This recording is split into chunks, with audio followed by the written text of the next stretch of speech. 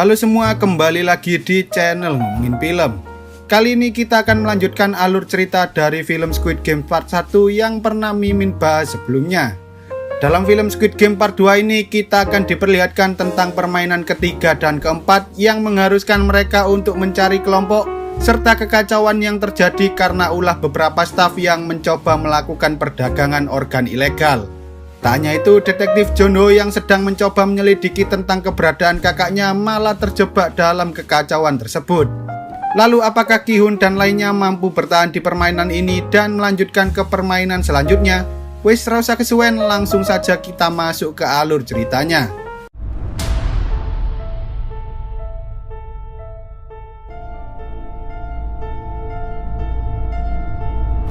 Setelah berhasil menyelesaikan permainan kedua, kakek Ilnam sangat berterima kasih pada Ki-hun karena ia bisa menyelesaikan permainan itu tepat waktu setelah menirukan apa yang dilakukan oleh Ki-hun. Sementara itu, Sang Woo mencoba meminta maaf pada mereka semua karena ia telah menyuruh Ki-hun dan lainnya untuk berpencar hingga membuat mereka memilih simbol yang sangat sulit. Tetapi karena mereka semua berhasil menyelesaikan permainannya, Ki-hun pun akhirnya tak mempermasalahkan hal tersebut. Dari 187 pemain yang ikut dalam permainan kedua, 79 orang telah tereliminasi sehingga saat ini hanya tersisa 108 pemain yang akan melanjutkan ke permainan selanjutnya. Sebelum para pemain tidur, mereka semua mengambil makan malam yang telah disajikan oleh para staf. Namun karena makanan yang mereka terima sangat sedikit, Deok-su dan anak buahnya pun memutuskan untuk mengambil makanan itu 2 kali, sehingga ada beberapa orang yang tak kebagian makanan tersebut. Melihat hal itu, pemain nomor 198 akhirnya mengatakan bahwa Deok-su lah yang telah mengambil makanan mereka, sehingga salah satu dari mereka pun mencoba menyerang Deok-su, tetapi sayangnya ia justru diajar habis-habisan hingga akhirnya ia meninggal dunia. Ki-hun yang tak terima dengan kejadian itu pun mencoba memprotes pada para staf, tetapi mereka justru menganggap bahwa pemain itu telah tereliminasi sehingga Deok-su pun memiliki niat untuk menghabisi beberapa pemain saat mereka semua sedang tertidur. Ki-hun dan lainnya menyadari bahwa Deok-su sedang merencanakan sesuatu sehingga mereka sepakat untuk saling melindungi satu sama lain jika Deok-su menyerang mereka. Tak hanya itu, Ki-hun juga mengajak Sae-byeok untuk masuk ke dalam kelompoknya karena jika ia sendirian maka ia akan kesulitan saat melawan Deok-su. Di sisi lain, terlihat salah satu pemain yang bernama Byung-gi serta beberapa staf sedang mengambil organ-organ tubuh dari para pemain yang sudah mati untuk dijual secara ilegal. Ternyata mereka sebelumnya sudah saling mengenal satu sama lain, sehingga mereka memanfaatkan permainan itu untuk mencari keuntungan dengan menjual organ-organ tersebut. Selain itu, mereka harus menjaga Byung-gi agar tetap hidup, sehingga para staf pun selalu memberikan petunjuk sebelum permainannya dimulai. Para staf itu kemudian menyuruh Byung-gi untuk bergabung dengan para pemain yang kuat, karena tampaknya malam ini akan menjadi malam yang sangat berbahaya. Saat Byung-gi kembali ke ruangan para pemain, ia pun meminta bergabung dengan kelompok Deok-su, tetapi karena mereka menolak Byung-gi mentah-mentah, ia akhirnya mengatakan pada Deok-su bahwa ia mengetahui permainan apa yang akan mereka mainkan selanjutnya.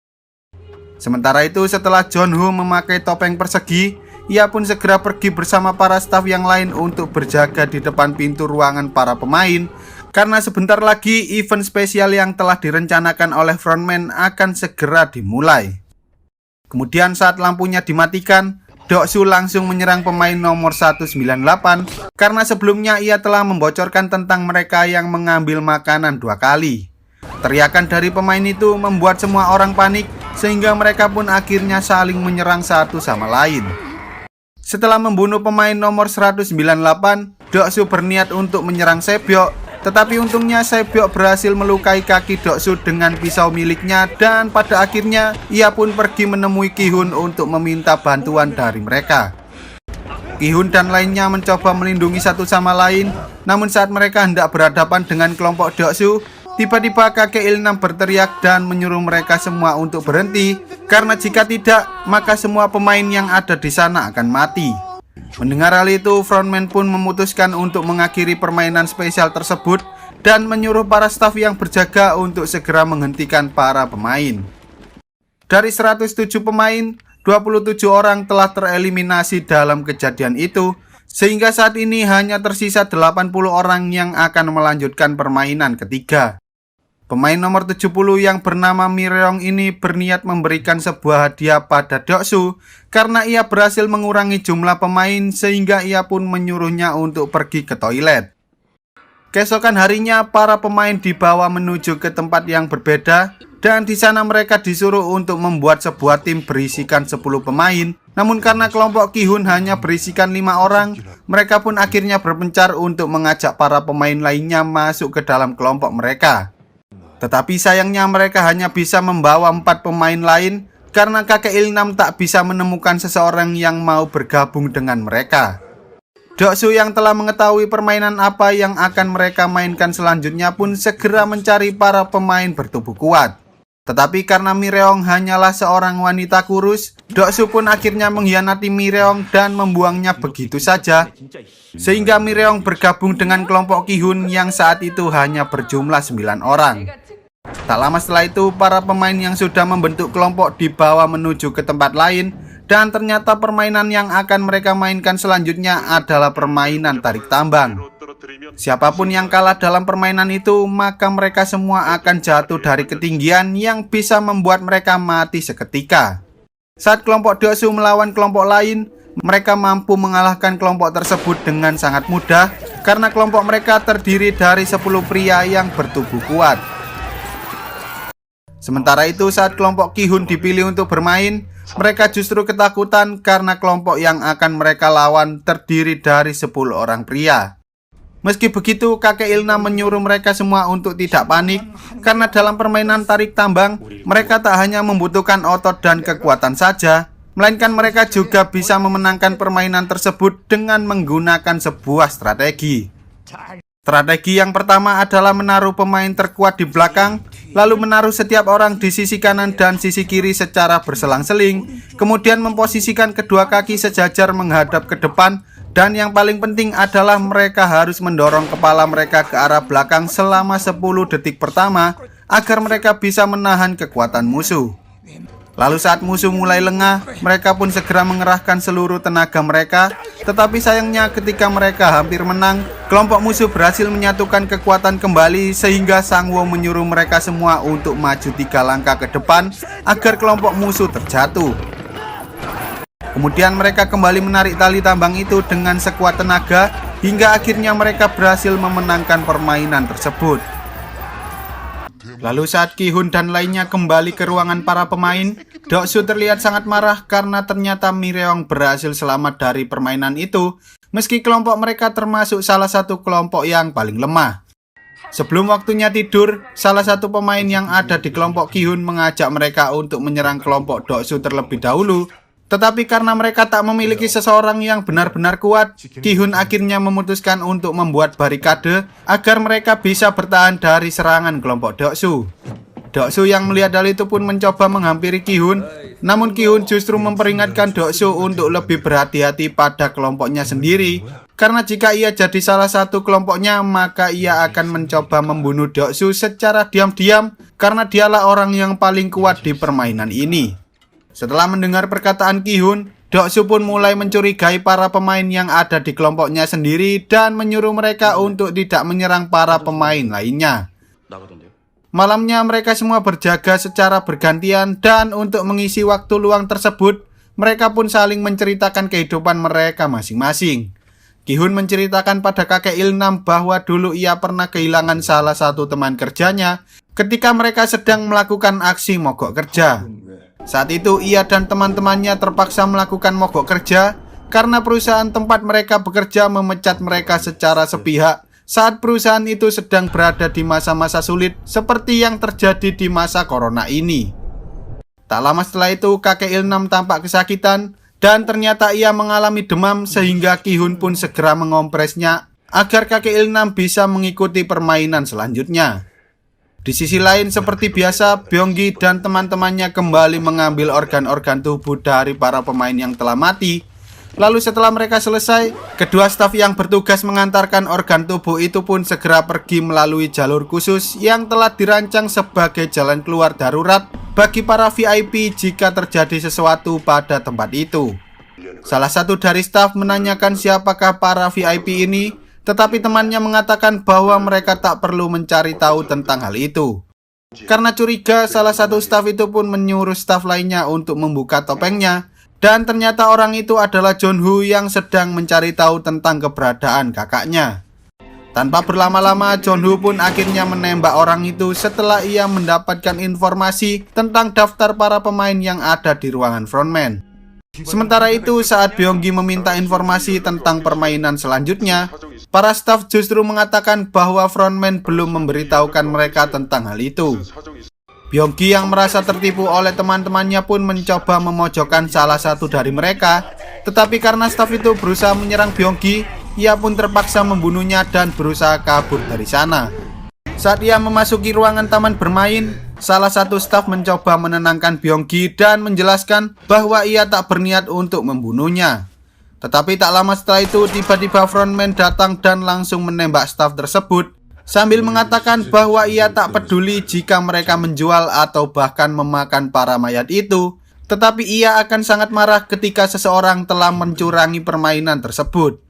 Karena permainan itu dibuat agar para pemain bisa bersaing dengan adil dalam kondisi yang sama, dan pada akhirnya ia pun membunuh mereka berdua. Setelah frontman menemukan mayat staf yang telah ditembak oleh Jong-Hu, ia pun menyuruh para staf lainnya untuk segera mencari keberadaan Jong-Hu, karena ia sadar bahwa orang yang telah menembak staf tersebut merupakan seorang detektif. Di sisi lain, saat Jong-Hu berhasil memasuki ruangan tempat frontman berada, ia segera mencari daftar para pemain yang ada di sana, hingga akhirnya ia menemukan sebuah brankas yang menunjukkan bahwa kakaknya juga ikut dalam permainan tersebut. Setelah kejadian itu, para pemain pun diperiksa satu persatu, tetapi karena tidak ada tanda-tanda yang mencurigakan dari mereka, frontman akhirnya menyuruh para staf untuk melaksanakan permainan yang keempat. Sebelum melakukan permainan, frontman sempat meminta maaf pada seluruh pemain karena sebelumnya terdapat seorang pemain dan beberapa staf yang berbuat curang, sehingga ia berjanji untuk memeriksa seluruh stafnya agar kejadian seperti itu tidak terulang lagi. Lalu sebelum permainan dimulai, para pemain disuruh untuk mencari pasangan karena permainan selanjutnya akan dimainkan secara berpasang-pasangan. Hal itu membuat sedikit keributan di antara kelompok Ki-hun karena tampaknya para pria yang ada di sana tak ingin berkelompok dengan wanita dan orang tua yang mereka anggap sebagai orang lemah. Saat Ki-hun hendak membuat tim dengan Sang-woo, ternyata Sang-woo telah mengajak Ali sehingga ia pun memutuskan untuk mencari pemain lain. Kakek Il-nam yang menyadari bahwa Ki-hun tak mau bermain dengannya pun akhirnya memberikan jaket miliknya pada Ki-hun, karena sebelumnya Ki-hun telah berbaik hati memberikan jaketnya untuk menutupi celananya. Tak lama setelah itu, seorang pemain mencoba mengajak Ki-hun untuk bermain bersamanya, tetapi saat Ki-hun sadar bahwa saat ini hanya tersisa 39 pemain, ia pun memutuskan untuk bermain dengan kakek Il-nam agar ia tak tereliminasi karena tak mendapatkan pasangan. Sementara itu, saat Sae-byok tak bisa menemukan pasangan bermain, tiba-tiba pemain nomor 240 yang bernama Jeong mengajaknya untuk bermain bersama karena mereka sama-sama tak mendapatkan pasangan. Ia berjanji akan melakukan apapun untuk membantu Sae-byok agar mereka bisa memenangkan permainan itu. Lalu saat waktunya habis, mereka disuruh untuk masuk ke dalam ruangan permainan, namun karena Mireong tak mendapatkan pasangan, para staf pun akhirnya membawa Mireong pergi menuju ke suatu tempat. Kemudian para staf membawa para pemain melewati gang-gang kecil seperti yang ada di perumahan, dan setelah mereka sampai, para staf menyuruh mereka semua untuk mengambil kantung yang berisi 10 buah kelereng. Awalnya Ki-hun dan kakek Il-nam sangat senang karena mereka mengira bahwa mereka harus mengambil kelereng yang dimiliki oleh tim lain, tetapi ternyata kelereng yang harus diambil bukanlah kelereng milik tim lain, melainkan mereka harus mengambil kelereng yang dimiliki oleh pasangan mereka. Mereka diberikan waktu 30 menit untuk menyelesaikan permainan tersebut tanpa harus menggunakan kekerasan. Beberapa di antara mereka mulai melakukan permainan sambil mempertaruhkan kelereng mereka masing-masing, tetapi Ki-hun justru sangat kebingungan karena saat ini kakek Il-nam tiba-tiba mengalami demensia yang menyebabkan dirinya hilang ingatan.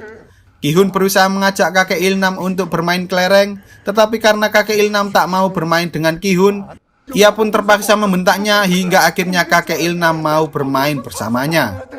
Di sisi lain, Ji-yeong meminta Sae-byeok untuk menyelesaikan permainan tersebut hanya dalam 1 kali putaran dengan mempertaruhkan seluruh kelereng mereka. Tetapi karena waktunya masih banyak, Ji-yeong meminta Sae-byeok mengobrol tentang suatu yang tak bisa mereka ceritakan pada orang lain. Mereka tak perlu merasa malu atau takut rahasia mereka terbongkar, karena di permainan ini salah satu dari mereka akan mati. Mereka berdua akhirnya saling menceritakan rahasia mereka masing-masing.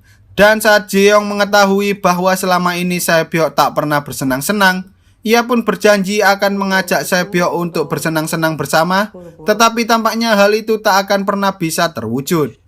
Setelah mengobrol layaknya seorang sahabat, mereka berdua akhirnya melakukan sebuah permainan, yaitu siapapun yang bisa melemparkan kelereng paling dekat dengan tembok, maka dialah pemenangnya. Lalu setelah Sae-byeok melemparkan kelereng miliknya, Ji-yeong justru sengaja mengalah dan hanya menjatuhkan kelereng tersebut. Hal itu membuat Sae-byeok sangat marah karena ia tak ingin menang dengan cara seperti itu. Namun Ji-yeong mengatakan bahwa alasan dia mengalah karena ia tak memiliki tujuan untuk hidup, sementara Sae-byeok memiliki ibu dan seorang adik yang masih membutuhkan dirinya. Sebelum ia ditembak mati, Ji-yeong sempat berterima kasih pada Sae-byeok karena ia mau bermain dengannya dan menceritakan seluruh rahasia yang ia miliki.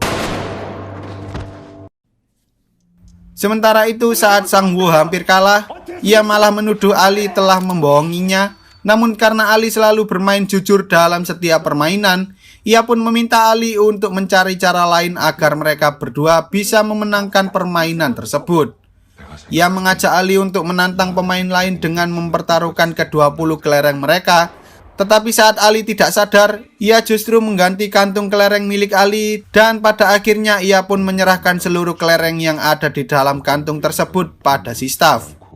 Di sisi lain, saat Ki-hun hampir kalah, ia pun terpaksa membohongi kakek Il-nam yang sudah pikun hingga ia hanya memiliki sisa 1 kelereng.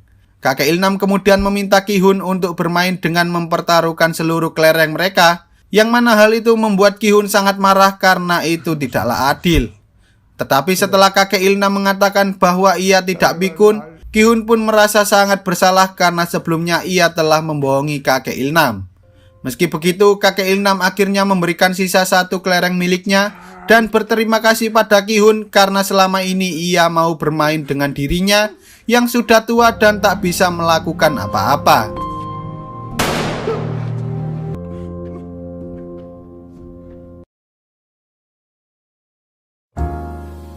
Oke lah, sekian dulu untuk video kali ini. Semoga kalian semua terhibur. Jangan lupa untuk support channel ini dengan cara klik tombol subscribe lalu nyalakan loncengnya agar kalian tidak ketinggalan dengan video-video terbaru dari channel ini. See you on the next video dan sampai jumpa.